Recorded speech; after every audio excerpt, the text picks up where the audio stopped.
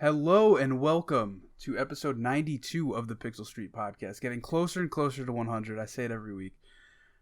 This is the podcast where each and every week we get together and talk about one of the things we love most, video games, video juegos.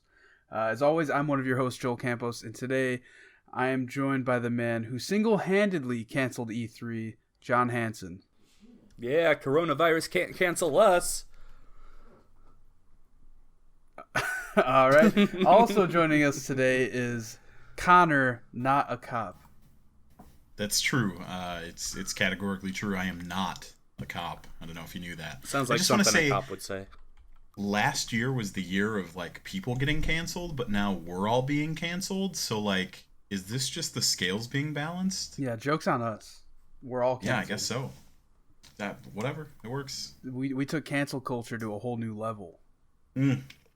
You're right. It's just canceling culture now. That's all it's doing. It's canceling culture instead of. Speaking of canceling, this week we were going to be talking about E3 being canceled, probably the biggest news in gaming, Call of Duty Warzone, and also Lego and Mario teaming up with something that we don't entirely know yet, but I'm sure we'll find out soon. Before we get to that, you can find the Pixel Street Podcast on most podcast platforms on Fridays, as well as on YouTube. You can now watch the show directly on our Facebook group by searching for Pixel Street Podcast over there. If you listen to the show, please leave us a review. It definitely helps. 5-star. If you're going to give us a 1-star, fuck off. Yeah, get out of here with that Maybe shit. Don't leave that review if it's a 1-star. Just don't do it then. But if it's above that, we can talk. Yeah. 2 or more, talk to us. Maybe we could bump you up a few stars if you're trying to give us 2. But anyway, go ahead and follow us on Twitter at Pixel Street Pod. We tweet there pretty often, and we're doing giveaways every once in a while. The last game we gave away was actually Call of Duty Modern Warfare. So, be on the lookout there for more giveaways in the near future, especially with us getting close to 100 episodes here. With all that being said, let's just get into the upcoming releases. Ori and the Will of the Wisp. Oh yeah, John's excited about this. Yeah, so I have been covering this all day and all night. I'm very tired. I haven't even gotten to start the game yet, but I'm so excited. The game looks beautiful. Soundtrack is amazing. Gameplay looks even better. Looks like they've extended the game time on it because the last one only took like 3 to 4 hours to beat. Many good reviews. What? Said unless you're me, I probably have like 3 hours and I'm a third of the way through. Gotcha. It's been getting great reviews online. On Metacritic, it's got like 90 on critical reviews, and on user reviews, 91. So very popular. Getting a lot of good stuff, which is great because Moon Studios has just done an amazing job with these 2 games. And this is on Game Pass too, as well, isn't it? Yep. Did this technically come out today or yesterday? Today. Oh, okay. For some reason, I thought it was out yesterday. No, they Is it because the reviews came out yesterday? Yeah, reviews came out yesterday, and it is a weird release because it's on Wednesday. I want to say, give me a second here. Yeah, okay. So the reason it came out on a Wednesday is today, 5 years ago, is actually when the first one released. So they were just matching it up with the original release date. Like a anniversary celebration, then. That's super cool. Yeah. So Damn, that first one came out 5 years ago? Yeah, 5 years ago today. Wow, that's crazy. I thought it was like 2016 that it came out. I guess that's pretty close to 5 years now. Yeah. Man, I feel old. Yeah, other games coming out. Neo 2, if you're in those Dark Souls games. I'm not. I don't care, but cool. Joel actually reminded me yesterday that MLB The Show 20 is coming up here within the next week. So I'm very excited for that. Yeah, it comes out Tuesday, March 17th, but I think if you buy the MVP edition, which I've been looking into and considering, you could play it on Friday the 13th. The 13th. So yeah, I don't know. I've been toying with the idea of getting the MVP edition because you just get a bunch of stubs and extra packs and stuff. But we'll see. I love MLB The Show. Me and John play it every year. Well, John just started playing again recently. Mm-hmm. What's your guys' quick thoughts on it going multi-plat here in the next couple of years? Awesome. I'm all Great for news. it. I've Sweet. The reason I hadn't played an MLB game in forever is because it was only on PlayStation, and then until I got a PS4, all I had was games like RBI baseball, which these new RBI games are just awful. They're not good. I kid you not. When the show came out last year, I bought it digitally, and I texted John, "Hey, bought it," because we game share over there. And every time I turned on my PS4, John was playing franchise mode. Mm-hmm. Just constantly playing franchise mode. Yeah, no, I love the franchise mode. I love building up my team, doing drafts and everything, signing new players. I'm all about that life. So it was great jumping back in, and I'm pretty excited to get back into it, not gonna lie. But yeah, it coming multi-platform is definitely awesome because I'm mainly an Xbox gamer. And if this was multi-platform, like, I don't know, 8 years ago, I may not even own a PS4 today because I know I bought a PS3 to play MLB The Show 16 or something like that. And that's the only reason I bought it. And then I ended up getting a PS4 for MLB 17. And I've just had a PS4 since. So, yeah, definitely excited for it to come to Xbox. Get ready for those achievements.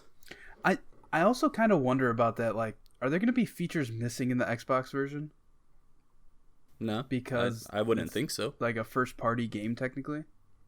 Nah. I highly doubt that MLB would allow Sony to take away features from other versions of the game. Right, but I bet you have some kind of like exclusivity as far as like maybe some kind of bonus or something you get buying it on PlayStation. Yeah, I'm sure they're going to find a way to incentivize it. Yeah, they have to have some way to incentivize playing it on PlayStation. Yeah, I don't know. Yeah, time will tell. Also coming out next Friday is Animal Crossing. Yeah! Nah. All right! Yeah, Druid! Yeah, it's yeah, John, Animal Crossing. You But gonna do it? No, man. All right, listen. All right, no, you're not allowed to be a sourpuss. We're not going to talk Doom for Eternal, 2 minutes though, about MLB.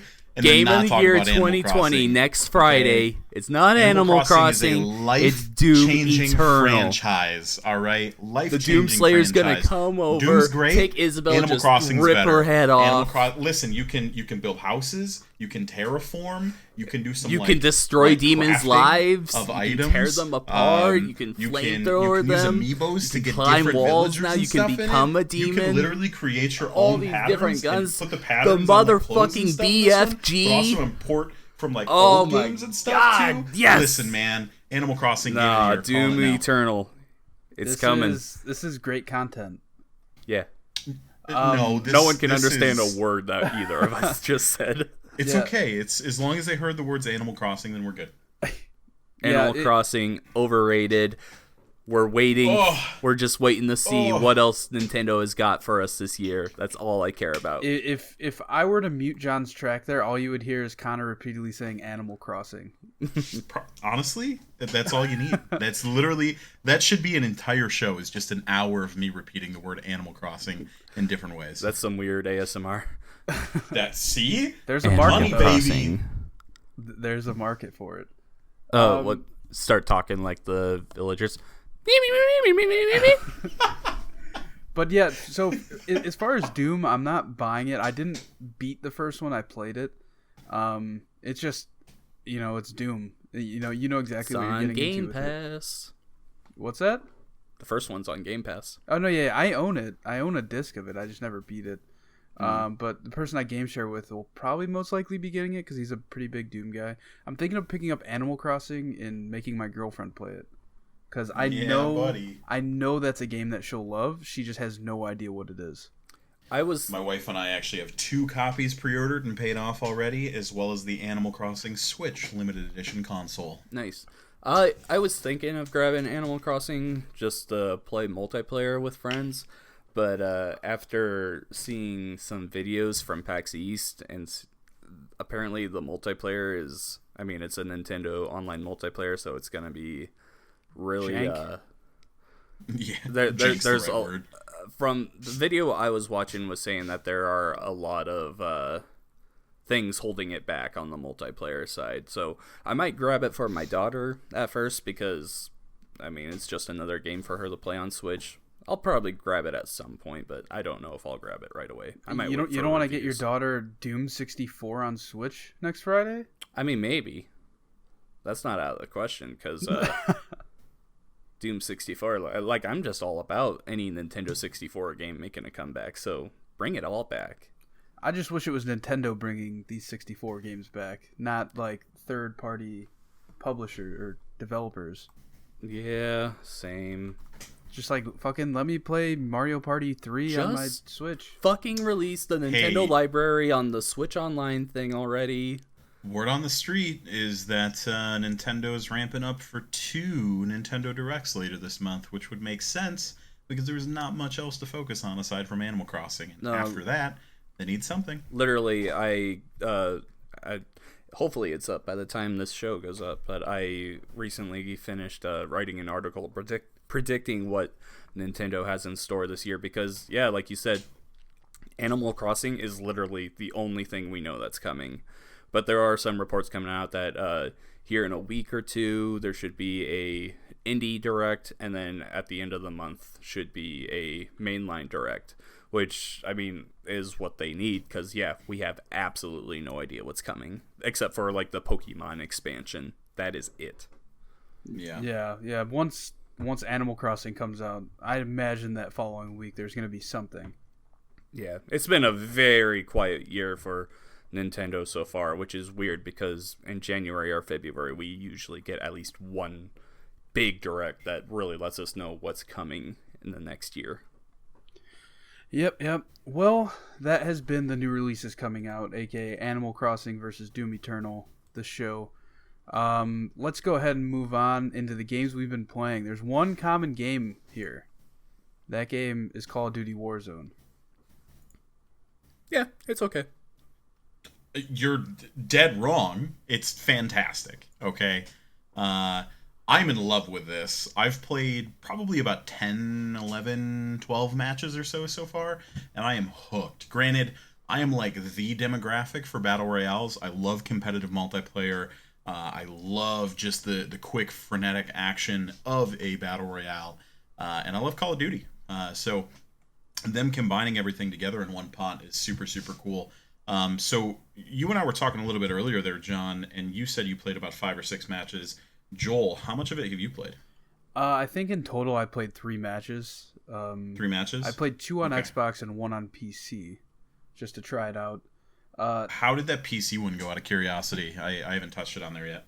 I mean, I'm not very good with mouse and keyboard, so it was kind of rough, but fair. I just love the Call of Duty feel. Like, I love Battle Royale games as well. I've played a lot of them. Probably most. I think of the they did such a good job of like making a Battle Royale game that feels like a Call of Duty game instead of making a Call of Duty game that feels like a Battle Royale. Yeah, that was my thing. Is like I love the Battle Royale games. PUBG, I was super addicted to and into it, and I was saying back then that I wish that it felt more like a Call of Duty game, because Call of Duty has a very distinct feel in terms of the gunplay and everything. And yeah, 100%. I remember the Black Ops. What is it? Black Ops 4? Yeah, Blackout. Blackout mode. I played that, and I couldn't get into that because of it was too futuristic for me, like the tech and everything. I just wasn't into that. But this being mainly just like a, I don't know, modern day, adaptation of pretty much that Blackout mode. And honestly, like I liked Blackout, but I like this way more than I liked Blackout, and I think I'm going to play a lot more of this than I did with Blackout. For those that don't know, it's a totally free Battle Royale.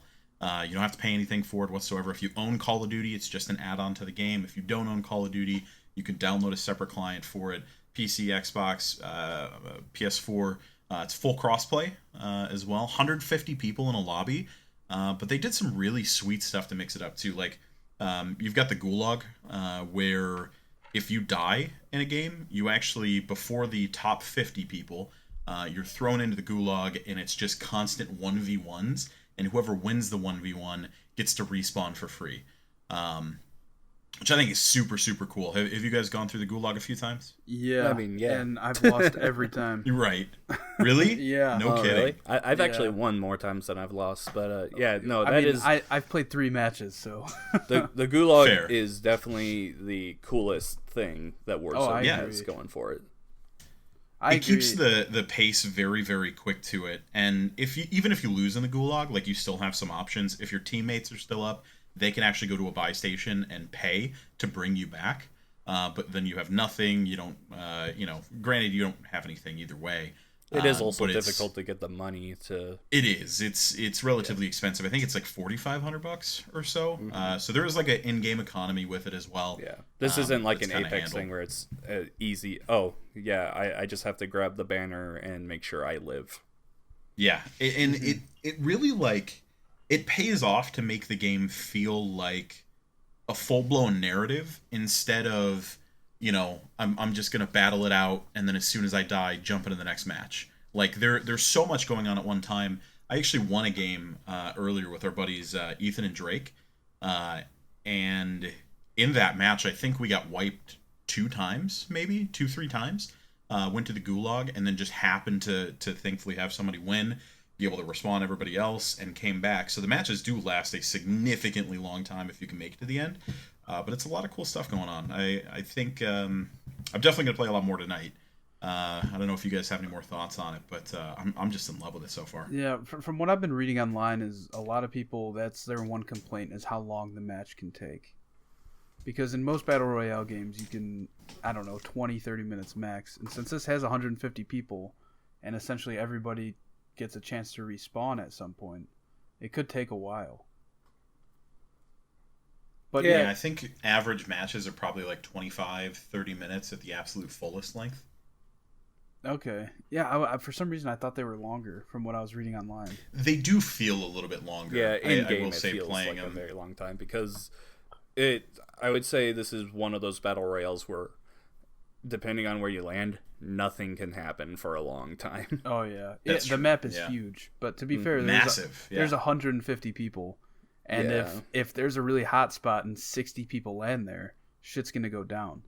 Yeah, but yeah, if you land like a little out alone, like I swear I had one game where I was just running around for 15-20 minutes and I didn't see anyone. Yeah, I've certainly had that too. I'm definitely excited to play more of this because I played a lot of Apex when it first came out, just because it felt just like a Call of Duty game. Yeah. And so this being that Call of Duty game that I wanted so bad as a battle royale, I could see myself playing this a lot more than I played Apex. Yeah, so that has been our Call of Duty Warzone first impressions, I guess, because we've all been playing it. I'm sure we're going to be playing it more and more as the weeks go on. Maybe not John, he doesn't sound too hot on it. But It's fine. I'm just not huge in the battle royales. all right, John, MLB The Show 20 Battle Royale mode. What do you think?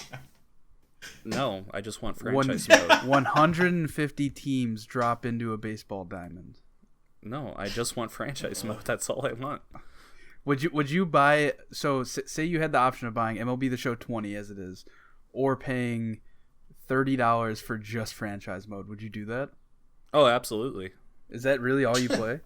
It's essentially all I play. Like every now and then I will take a look at like career mode, but I've never really been into career modes.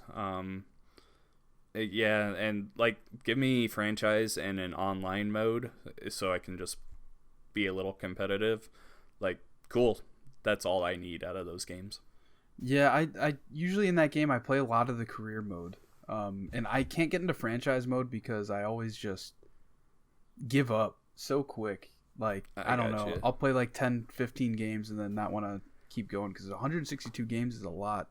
Yeah, well, you do have to simulate some games to keep Yeah. it interesting. Also, I think the reason why I like franchise mode over career mode is there's a lot more moving parts, a lot more things for me to keep my attention on, where in career mode I'm just focusing on my one guy who's just so slowly getting better. All right, well, I'm sure we're going to have a lot to talk about MLB in the coming weeks because we'll probably Yeah. end up getting it here. It's like all we're going to talk about except Yeah. Doom Eternal. All right. John, what else have you been playing? So recently, 2 Point Hospital came out on Game Pass. It was already out on PC for a bit, but it came out to Xbox on Game Pass, like I said. And oh my god, this game is brilliant. So, do either of you know what this is? I know very vaguely that it's a hospital and it's almost like The Sims, but it's witty and funny, right? Yeah. So, you are a hospital like manager. I don't know what the name is. Guy that's like Director? building up. What? Director? I guess. Yeah. So you take over these buildings that are empty. You start out by putting in a receptionist, and then you start making specific rooms for illnesses and hiring doctors, nurses, assistants, janitors to take care of the place. And like Joel said, it's very witty. It has all these very unique illnesses in it. So like if someone comes in and they're lightheaded, they literally have a light bulb as a head, and you have to take them into a room where the light bulb gets screwed off and then they get a new head put on. I love all the different things with it. If a patient dies in your hospital, there's a chance that they'll come back as a ghost and haunt all of the patients and doctors. So you have to have specific janitors that have a skill to. They're essentially Ghostbusters. They'll just run around with a vacuum and vacuum up the ghosts. What's that? It's just Luigi. I guess, yeah. Yeah, this game is awesome. I only played it one night because I've been really busy with writing and stuff. But that one night that I played it for like 6 hours straight, and it went so fast. I like blinked and I started at like 5 p.m. I blinked and it was like 11. I was like, oh shit, I haven't moved from this spot in so long. With all these bigger games coming out now, I don't see myself being able to play it too much here in the next week or so. But man, I really want to. I love that game. Quick question for you: how are the controls on Xbox? Because I have Surprising. a video up.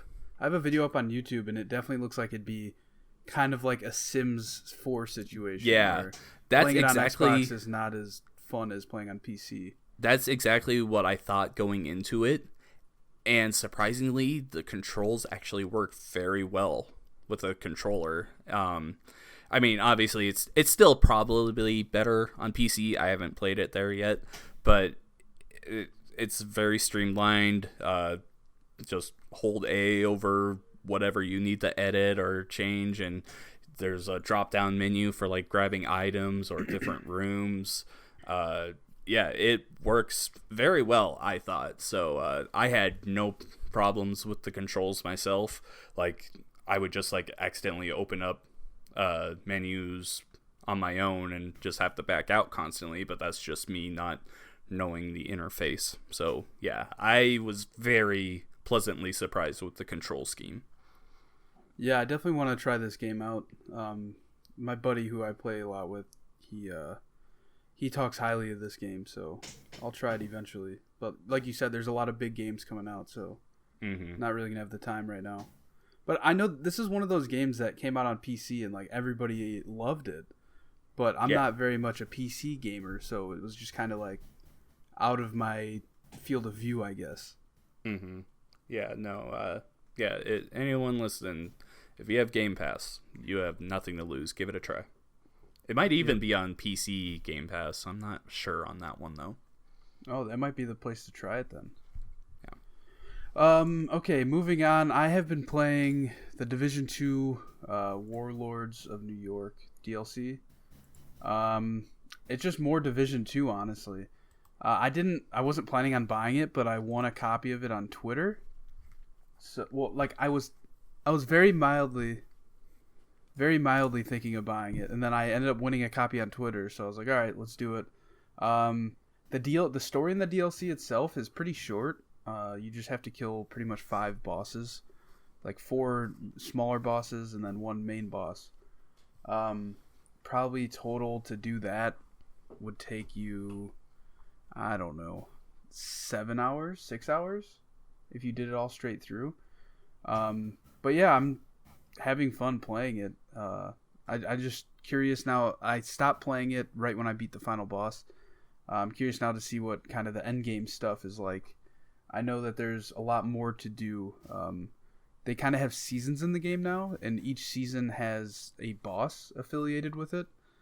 Once you beat the DLC, and so in order to fight that boss, you have to go to certain districts and do certain objectives, and then it'll let you go and take on the boss. But I haven't done any of that yet. But my friend at work said that it gives you pretty good gear going through all this stuff. So that's the way to go for now, I guess.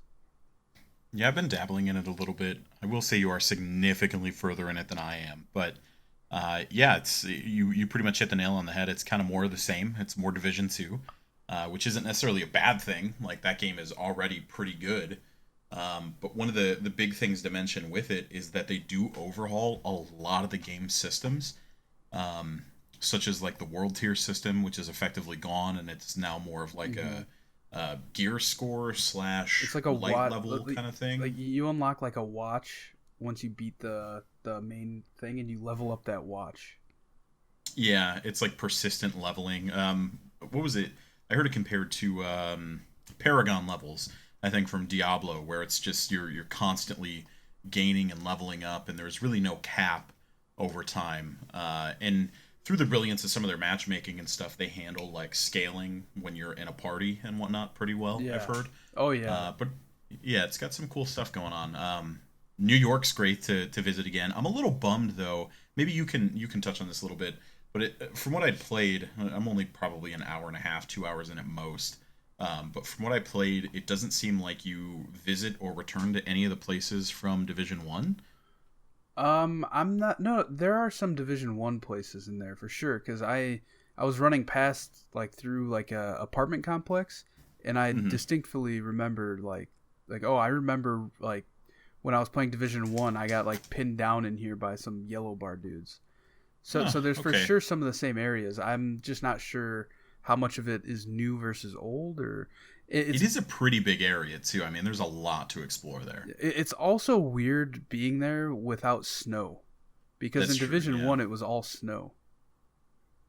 But now there's no snow in Division 2, so yeah, overall I've been enjoying my time with it. I'll probably keep playing it, check out the end game some more, and I don't know, we'll see. Maybe I'll finally be able to do the fucking raid. Yeah, we're still trying to level up a couple buddies to get there for that. So hopefully here in the near future, man. It's just so hard to get 8 people together. Like, that's too many. Well, I already have 4. There's 4 of us that are willing to do it. Oh, do you? Yeah. Oh, no kidding. Yeah, there's 4 of us that I've been playing with, and we've been running through the DLC and stuff, and they're all down to put do some the raid together. Yeah, we'll figure it out. We'll talk. I'll have my people reach out to your people. Sounds good. Hey, right. Joel, I'm his people. I mean, he is. He's one of those people. Yeah. In that case, me and my 4 we're out. All right, cool. Oh, that's, fair. All right, job here Connor, is done. Fucking tell me about your anime porn. Listen, your man. 80-hour anime porn extravaganza. Excuse you. I'm up to 110 hours in this game. 110 hours. You've been watching 110 hours of anime porn over the past 5 months. And it's called Fire Emblem Three Houses, okay? It's real good. I've been playing more, but I'm on my second playthrough now. I'm probably about 40 hours deep in my second playthrough. Just about done with it. And that game is just still so good. I have the expansion pass now, so I'm going to start working through the DLC and whatnot. But it introduces some pretty cool stuff. There's a ton of characters from the game that are recruitable, like Anna or Jaritza, that weren't recruitable in the original vanilla game, as well as a whole 4th new campaign with a bunch of new characters in it. Significantly shorter than the other campaigns. But what does significantly shorter mean? Well, so I guess that's a good question, considering like one playthrough took me 70 hours. Yeah, that's what I'm asking. Like, what is significant? Is it like 20 hours? I think it's 5 to 10 actually. So it is pretty short comparatively. But it's meant to like just be a quick introduction campaign to some of these characters, and then you can start recruiting these characters for your other playthroughs and pick them up for other houses that you go through just as additional units. So Yeah, I don't want to talk too much on it. I feel like I talk about Fire Emblem all the time, but man, that game is just still so freaking good. I recently found out, I don't know how I played my entire first playthrough without realizing this, that you can kind of play it, like you can zoom all the way into the battlefield, which I knew about, but you can control your units then in like a third-party action game almost, sort of, with still turn-based combat. I don't know. It's some weird stuff, and I had no idea it was a thing. But it's pretty cool. That game keeps surprising me. It keeps throwing stuff at me. If you haven't had a chance to check it out and you're into turn-based stuff, fucking play it, man. That game is so good. I'm watching the first gameplay of this game I've ever seen right now. Really? And the art style looks cool. Oh, it's gorgeous. And like I'm watching, absolutely gorgeous. He's like just taking down some thieves. It looks like. Yeah. But yeah, I think it's cool, like the cinematic when he goes into the battle. Yes, the battling cinematics are great. It's very like Final Fantasy Tactics. If I was going to like dilute it to something else, it's got some of that DNA, a little bit of Advance Wars, if you've ever played Advance Wars, which is another one of my favorite franchises, and it's very customizable too, as you can turn on permadeath, turn off permadeath, you can go hard, normal, however you want to play it. But man, it's just super good. All of your characters can be turned into like it basically, it's honestly like an anime babe Pokemon game. Like I'm collecting anime babes and we're fucking battling, yo. Okay, me and my anime babes. Let's maybe not phrase it like battling. Capturing babes. Listen, I said what I said. I said what I said. He stands by it. I absolutely. Connor 100%. supports human trafficking. You heard it All here right. first. Well, that's that for Connor's 8-hour rant on Fire Emblem for the week. All right, now we can talk about the sequel and what I want out of it. All right, let's get into news, John. There's some big news today. Have you heard of this little trade show called E3? No. Please explain it all to me. Well, Start from the beginning. Well, in 1995, the electronic software. Okay, no. So E3 has been canceled this year. Yeah, I mean, we all saw this coming sooner or later.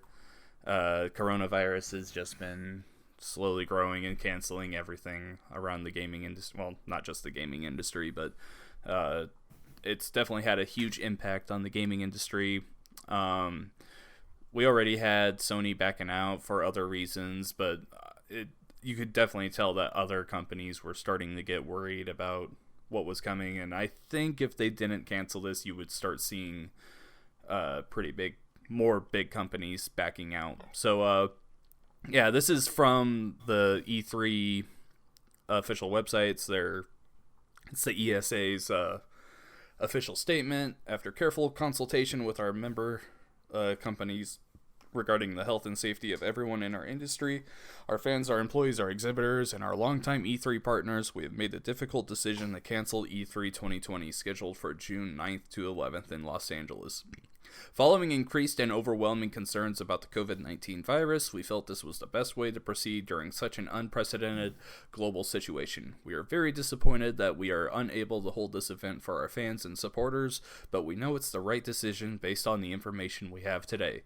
Our team will be reaching out directly to exhibitors and attendees with information about providing full refunds. We are also exploring options with our members to coordinate an online experience to showcase industry announcements and news in June 2020. Updates will be shared on e3expo.com. We thank everyone who shared their views on reimagining E3 this year. We look forward to bringing you E3 2021 as a reimagined event that brings fans, media, and the industry together in a showcase that celebrates the global video game industry. So yeah, just some quick bullet points here. Like I said in that thing, that they are planning on doing a digital show at sometime in June still.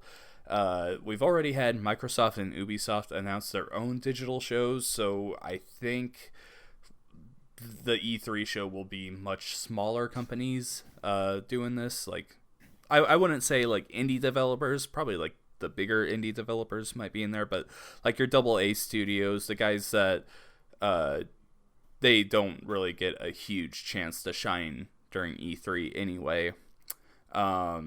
Jason Schreier has said that WB was planning on holding their own press conference this year for the very first time, where they were going to announce the next Batman game that's been being teased by WB Montreal for forever now, it seems. The next Rocksteady game and the Harry Potter RPG that was leaked last year. All of those were supposed to be shown off, so I guess expect to see those at some point here soon. You got to figure that WB's gonna do their own digital show now and go into all those, as well as Dying Light 2.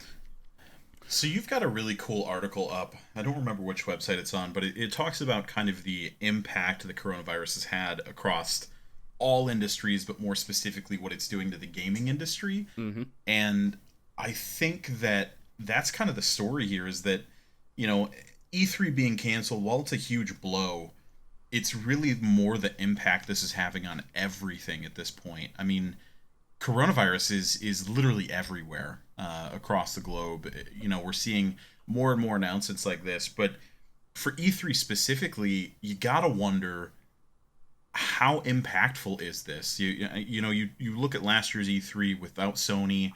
They struggled a lot. They talked about reinventing it for this year. I understand that, you know, some vendors pay out refunds and stuff, and it sounds like E3 is doing so.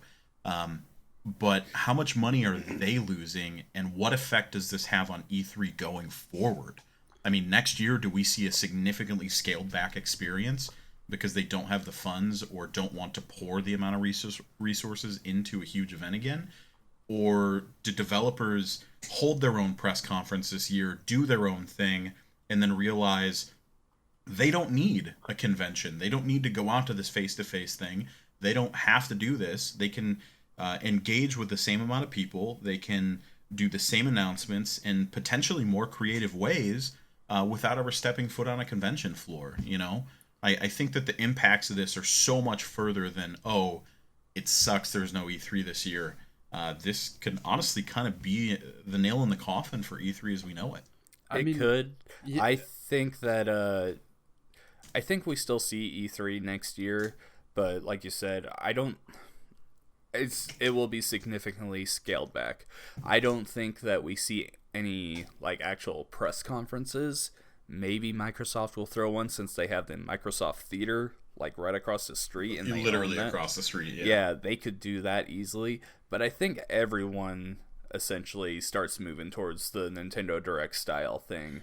I think they still show up there because that definitely leaves a lot of room for everyone to. It leaves a big moment for like the industry to converse with each other, show off their projects, get some deals going. A lot of stuff that happens behind the scenes at E3 that a lot of people aren't focusing on because, hey, I'm not getting my conferences this year. There's a lot of stuff that happens behind the scenes there in the way of making deals, getting things done, and just really preparing for the future. So that's really the big thing that I think will stay the same with E3, but as like a consumer show that they've been trying to make it the last few years, I think it takes a significant hit. I mean, yeah, the people have been saying E3's been dying for a few years now. And I think there are other factors that could lead into, you know, it dying completely other than just the coronavirus this year. Because right. I Am 8-Bit was supposed to organize, like, you know, most of the show floor, right? Mm-hmm. And they backed out last week, like very abruptly, just saying that they didn't reference coronavirus at all. I feel like we don't know why that happened. Like so. I think they would have referenced, you know, coronavirus if that was their concern. They would have just said that, but instead they said that like they just didn't have the same vision or something like that. Yeah, something was going on with E3 this year anyway, because you don't have people like Jeff Keighley just back out. Yeah. I think that the ESA has been struggling for a long time. I mean, we've talked about this before where, you know, E3 is kind of, it doesn't hold the significance that it used to in the industry, especially when the internet is such a prevalent thing. And, you know, like you said, John, there is a lot of value there for backdoor connections and stuff, but how much of that can just be done otherwise? Like, I think really the industry just might look at this and say, wow, we really don't need E3 as much as we thought we did. And I think the big companies say that. I think when you start getting down to the smaller companies, that's when they really start feeling the heat and everything. And unfortunately, I think that, they don't have the ability to make the decisions for the rest of the market, to impact the market or have input on that. I think whatever the big companies go with, that's really where the market trend goes. So, I mean, it's unfortunate. I think the effects are going to be long lasting. I think that this is going to be very transformative for the industry for a short period of time, and I really think it's going to be a while before we really see what the outcome of all of this is. Yeah, personally, I don't think E3 is dead as of yet. I think if anything, them canceling this year helps them a little bit.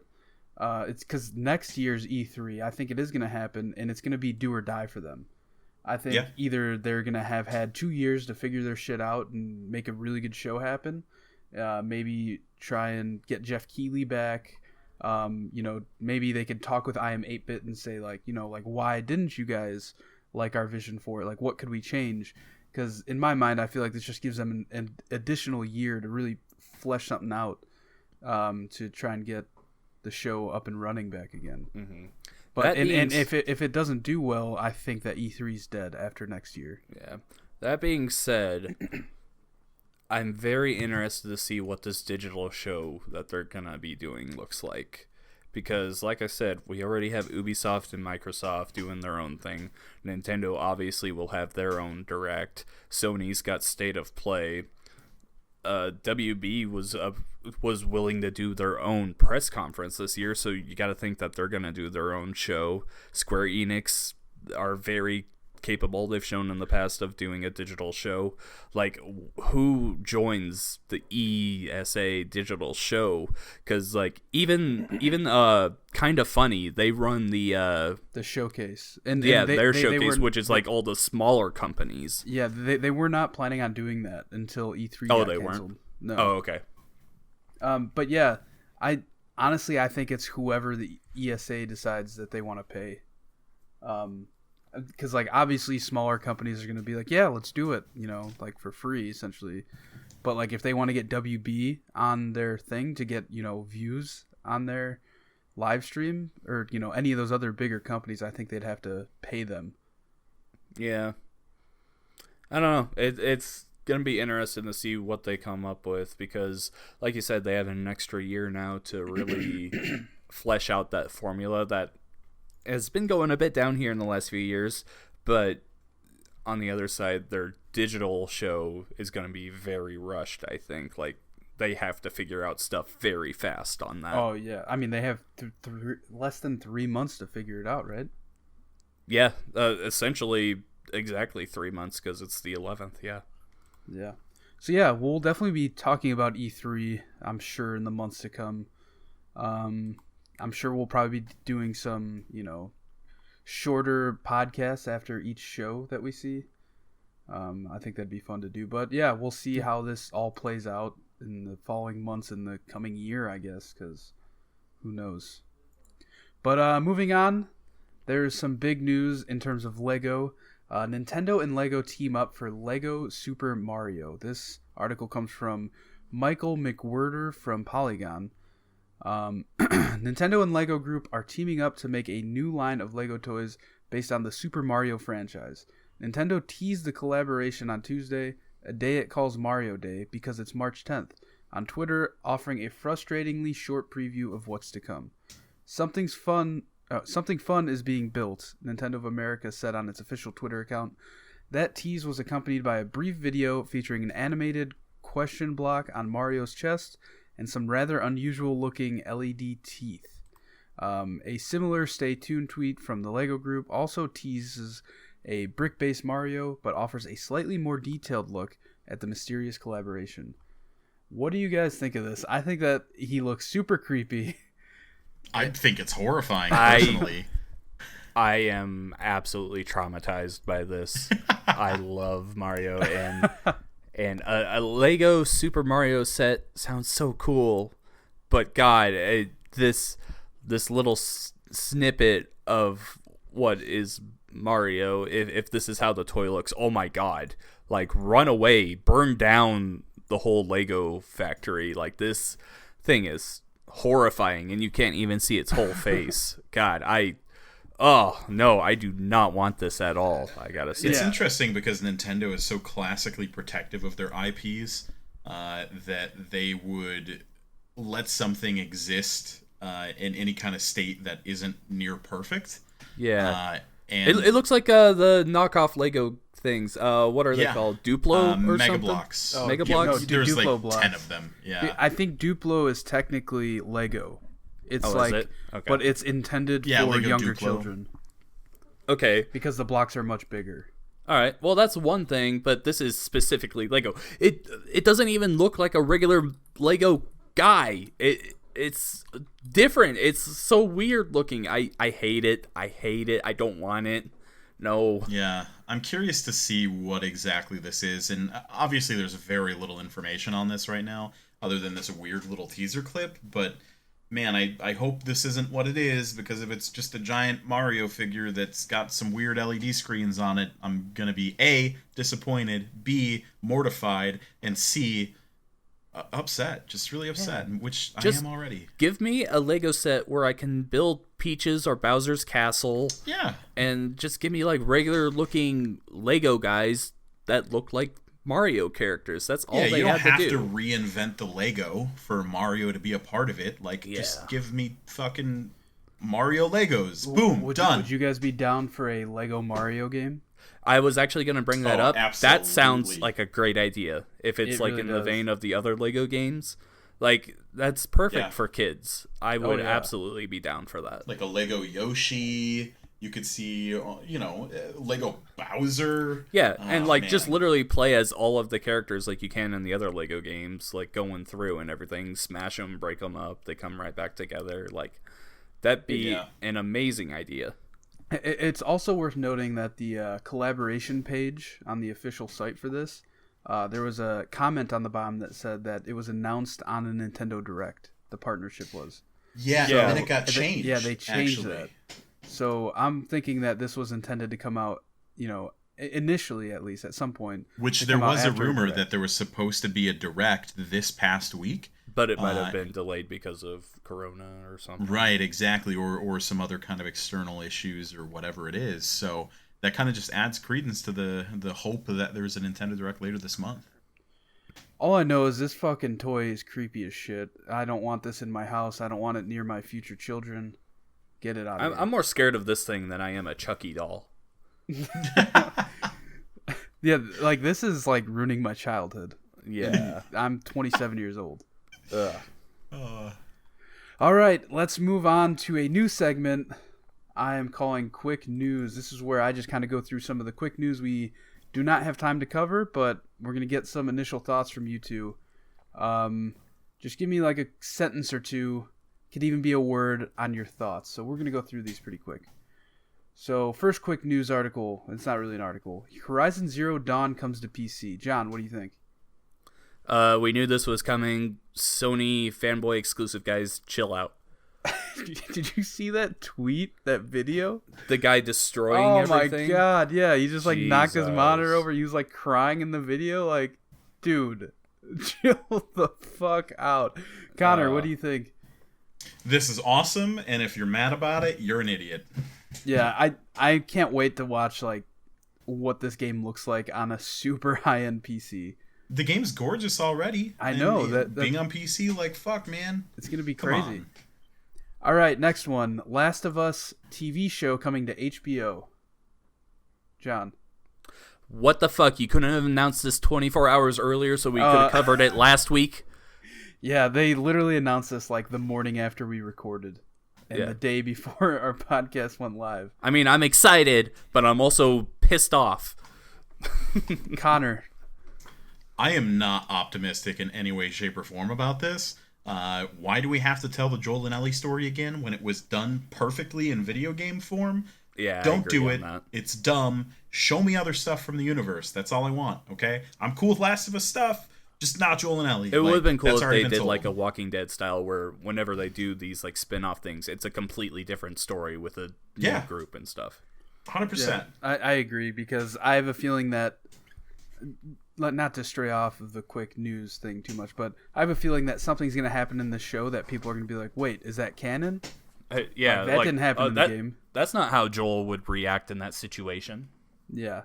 So I don't know. We'll see if they try and keep them kind of separate things, or if they, come out and say, oh, this is all real in game universe. Moving on. Next one. Ghost of Tsushima trailer and release date, which is June 26, 2020. John. Interesting release date. I'm still not that excited for it. All right, Connor. I pre-ordered the collector's edition already. Oh my God, what is wrong with you? Just because you work at GameStop, you have to pre-order every collector's edition? Kind of, man. Did you see the samurai mask that comes with it? Like, that thing's sweet, man. Come on. It's super cool. It's $170, and I'm supporting Sony making sick-ass games, okay? All right. It's just the way it is. I mean, I agree it looks cool. I don't know if it's a game that's for me. It might be something I pick up on sale way down the road or something, but I think that graphically the game looks beautiful. I don't know. We'll see. I kind of want to see more of what the gameplay is like before I commit. Next one. Reggie Fils-Aimé joins GameStop's board of directors. John, this is your boy. Yeah, this is really exciting news. Hopefully, I was talking to Connor about this yesterday, and really the bigger news here, I think, is that 4 members of that board are retiring soon. So not only are they getting a tested and proven voice into the board of directors, they are getting rid of some of the guys that have really taken GameStop down the last few years. All right. Connor, as a GameStop employee, I guess John is technically too, but Connor, My as body a GameStop manager, is ready. Okay, I'm super excited about this. I think Reggie Fils-Aimé brings a lot of experience and awesome know-how to the table. As a GameStop manager, as a corporate associate, like, obviously this is very exciting. At the same time, I'm a little like wary and cautious just to see what kind of changes come out of this. But just knowing that Reggie's back in the game industry as a gamer, in some way, shape, or form is just so exciting. I know it's not in like a company capacity as far as like a developer or a publisher or anything like that, but him just being around and involved, man, is super cool because I love Reggie. I think he's such a wholesome, awesome guy, and I just love anything he does, man. He's the most busy retired person ever. Definitely. Well, the thing is, I don't even think he's really retired. I think he knew that he was gonna not be working at GameStop, but he knew he was gonna be doing the Stanford stuff. He just wanted to spend more time with his family, I think, is mainly what it is. And GameStop probably approached him like after the fact, like, oh, he's technically unemployed. Let's hit him up. Yeah, he's also not joining them for a month. Yeah. Right. So, Connor, do you have him on speed dial yet? Absolutely. We've already talked 3 times. He's going to come visit my store here pretty soon. And but we're gonna first, grab a couple beers he needs later. to get Just not back to Coronas. playing Animal Crossing New Leaf on his new Nintendo 3DS. It's actually New Horizons on his new Switch Lite. All right, moving on. Overwatch League matches for March and April have been canceled. John. Okay. Whatever. Connor. I'm going to say who fucking cares, because I don't think that the Overwatch League is really that awesome anymore. I think they've kind of missed their train with it, and it's Overwatch is in a weird place, man, and it's disappointing because I like that game, but I don't right now. Really quick, since we're talking a little bit of Overwatch here, some breaking news. Michael Chu just announced that after 20 years he is leaving Blizzard. Wow. He was the head lore writer for Overwatch. That's no pretty kidding. Intense. Yeah, so kind of on the same topic, Connor, you were planning on going to the Call of Duty event here in Chicago. You think that? So I am. The wife and I were actually talking about it this morning, and we bought our tickets. We got VIP tickets, and I'm concerned about that. I also booked an Airbnb, and I'm worried that that's not going to be refundable if something happens. I mean, either way, we might show up anyway and just bum around Chicago. But yeah, I'm nervous to see what happens with this stuff because literally everything's being canceled, and this is kind of a huge event that is prime for canceling. So please don't cancel it.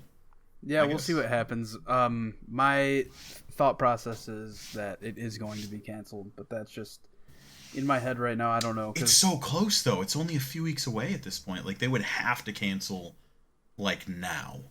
You know? Yeah, I don't know. Because it's April, like, 9th and 10th. But it also could be not up to them entirely, you know, because Chicago being a major city, that they could put, like, a state of emergency on saying, you know, all events like this cannot be open to the public. Do you guys have any confirmed cases yet? Oh, yeah. Yeah, there's, I think, like, close to 15 or something like that. Jeez. I think it was like 4, and then the next day it was 15.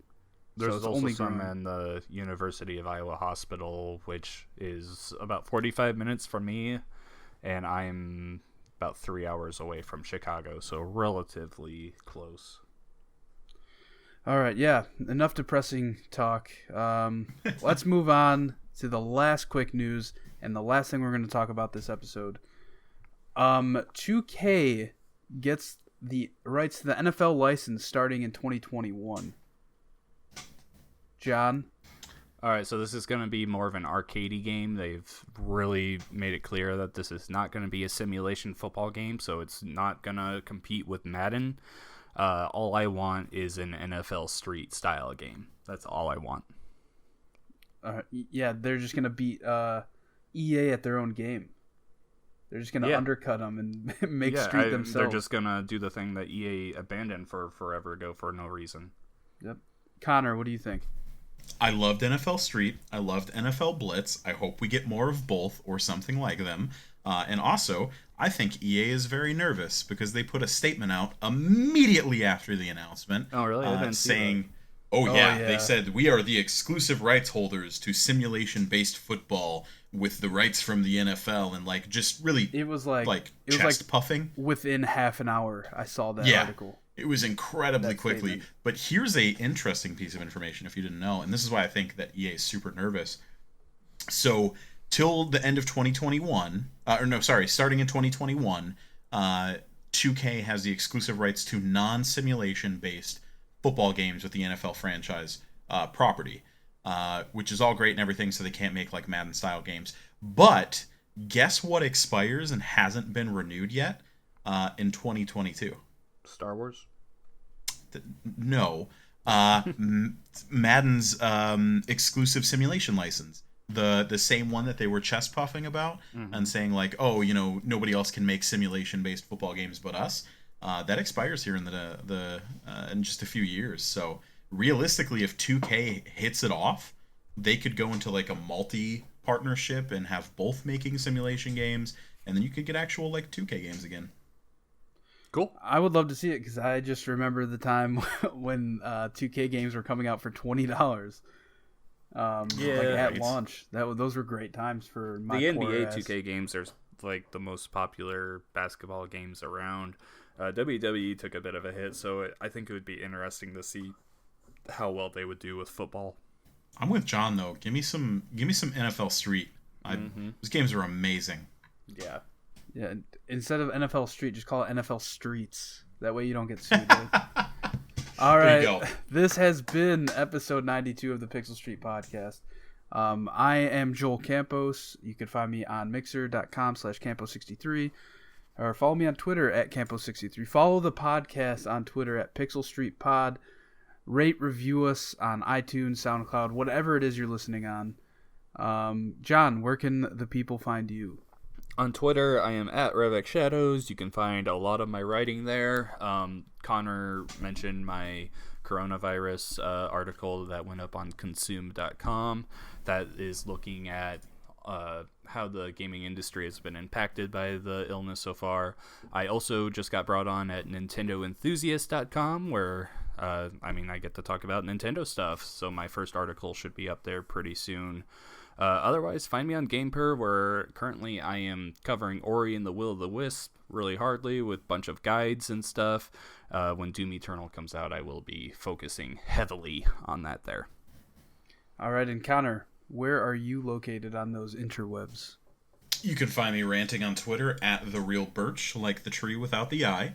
Also on Mixer under Birch, BRCH. Come hang out with us. I'm hoping to play a ton more Warzone. Hopefully I can rope you two guys in with me. Yeah, we need to do a bit on stream. Yeah, this weekend. Absolutely. Come hang out. Happy to see you. Happy to hang out. And if you have any questions about stuff, maybe I'll yell about it. All right, that does it for episode 92. We'll be right back here next Friday for episode 93 of the Pixel Street Podcast. Animal Crossing is overrated. No!